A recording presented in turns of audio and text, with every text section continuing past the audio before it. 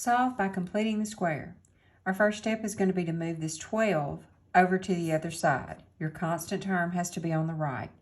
So we're going to add 12 to each side. And this is going to leave us with 2x squared plus 5x equals 12.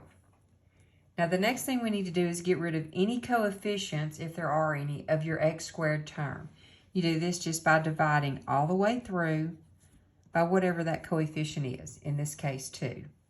Now to clean this up some, I'm going to have x squared plus 5/2 x is equal to 12 over 2 is 6.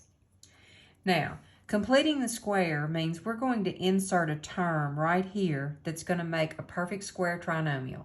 Whatever we put here, we have to add it to the other side to keep it balanced.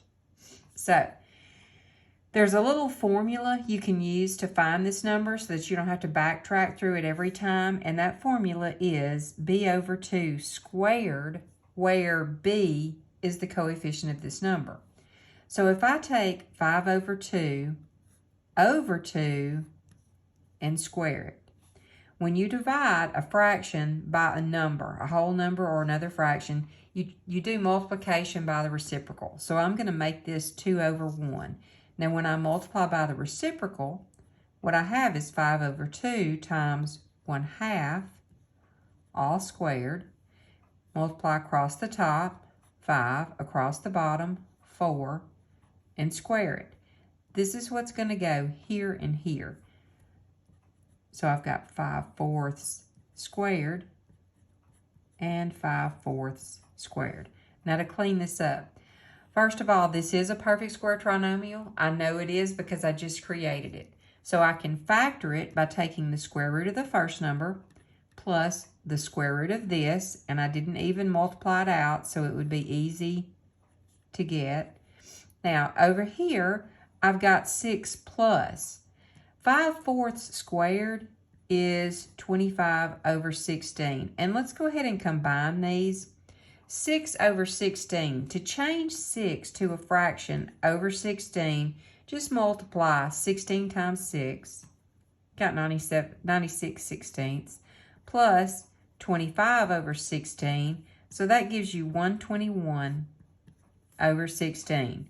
So the cleaned up version of this is x plus 5/4 squared equals 121 over 16. Now we're to the easy part. We're going to use the square root property, which means you can take the square root of each side to solve this. The square root of something squared is just that.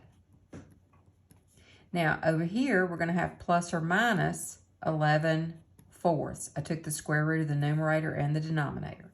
Now to solve the equation, we're going to subtract 5/4 from each side.